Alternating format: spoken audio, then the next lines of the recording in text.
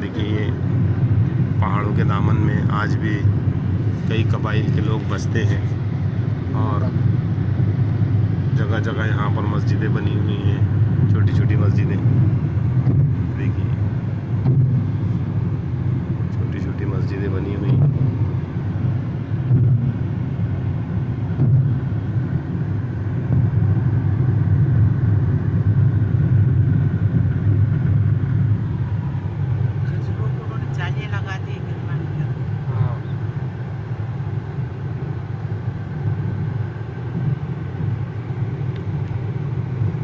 घाटियों में बड़े बड़े देहात भी देख सकते हैं,